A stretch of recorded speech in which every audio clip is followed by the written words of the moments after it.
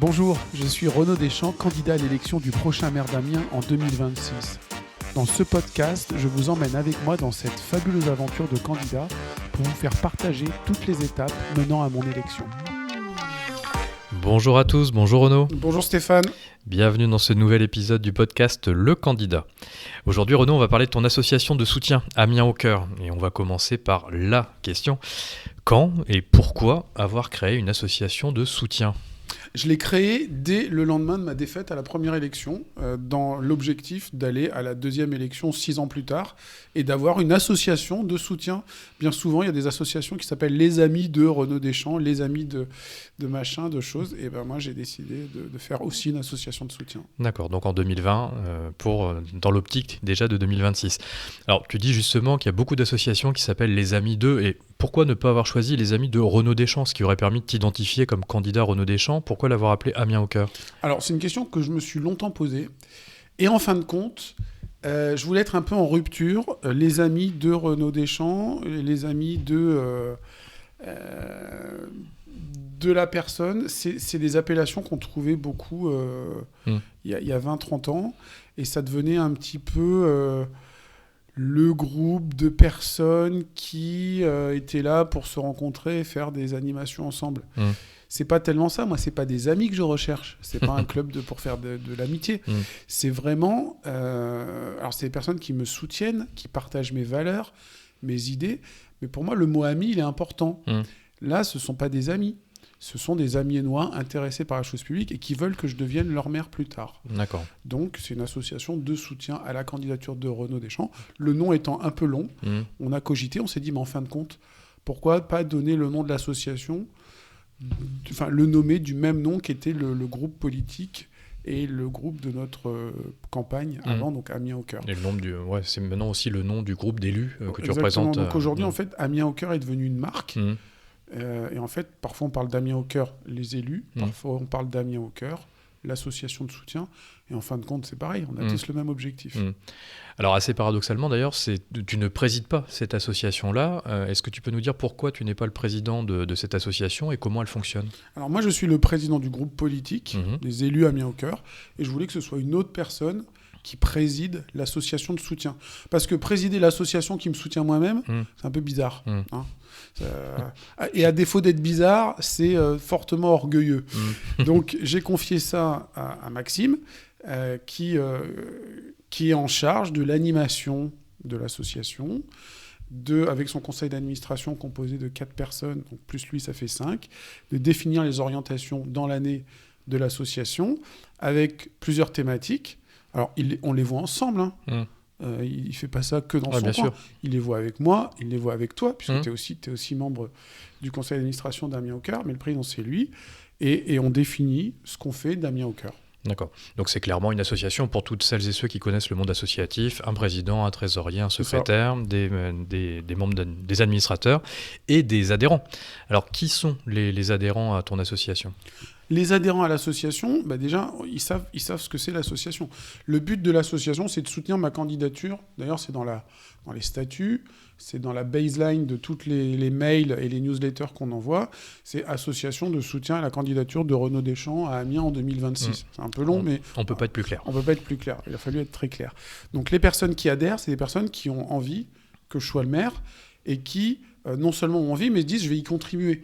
Je vais y contribuer un petit peu financièrement parce qu'il y a une obole annuelle à donner, qui n'est pas grand-chose, qui est 15 €, qui permet, nous, d'avoir des frais de fonctionnement, qui permet de les inviter aussi quand on fait des petits moments de convivialité, qu'ils n'aient pas tout à payer, galette des rois, voilà, des moments comme ça dans l'année, l'Assemblée générale.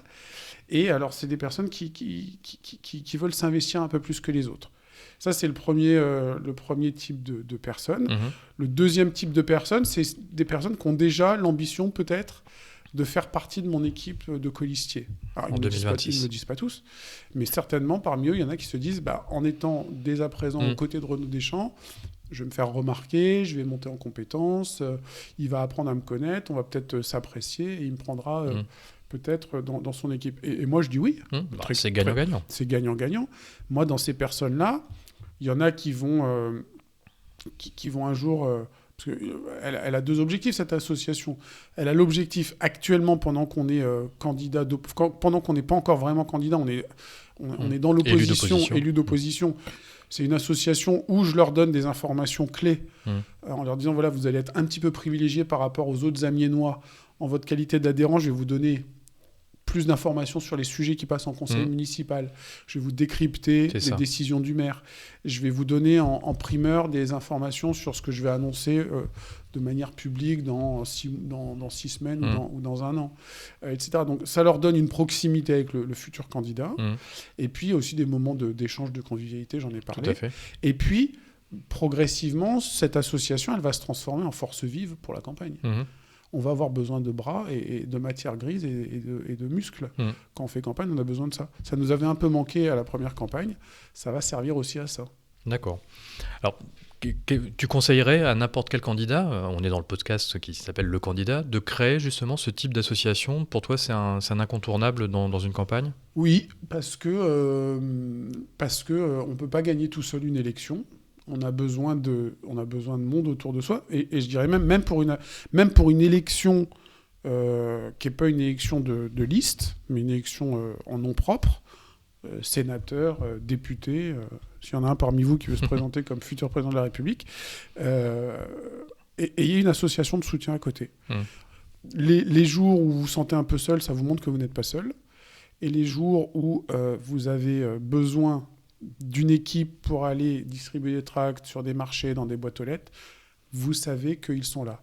Et puis troisièmement, ça c'est très important, quand tu construis ton équipe d'adhérents comme ça, alors pas ton équipe, quand tu recrutes des adhérents, eh bien le jour de l'élection, si tu as par exemple 200 adhérents dans ton association, tu sais que de base, sans même commencer ta campagne, tu as 200 votes pour toi minimum, plus les époux, les épouses de ces gens-là, leurs enfants majeurs, leurs voisins, leurs voisines. 200 adhérents, tu multiplies par 4, tu as déjà 800, voire 1000 voix pour toi. Acquises d'emblée. Donc, démarrez votre association, recrutez, chouchoutez-les, remerciez-les. Ils vous donnent une adhésion en contrepartie donnée aussi. C'est-à-dire que moi, régulièrement, je mets de l'argent de ma poche pour des événements. Je paye avec mes deniers pour les recevoir, pour louer une salle, pour offrir des croissants, des cafés, des jus d'orange, etc. Parce qu'ils viennent gracieusement et ils vous aideront le moment venu. Donc, faites-le. Alors, comment tu communiques justement avec tes adhérents? Donc là, on sait qu'ils viennent adhérer, mais comment t'entretiens justement avec eux une relation privilégiée? Alors, Maxime, donc notre président, il a souhaité cadencer chaque année par des événements structurants, en gros, tous les 3 mois. Donc, tous les 3 mois, on a... le prochain événement, c'est... Là, on est en train de tourner. On est début janvier. Le prochain, c'est fin janvier, la galette des rois, les vœux. Après, en fin mars, début avril, on va avoir l'Assemblée générale annuelle.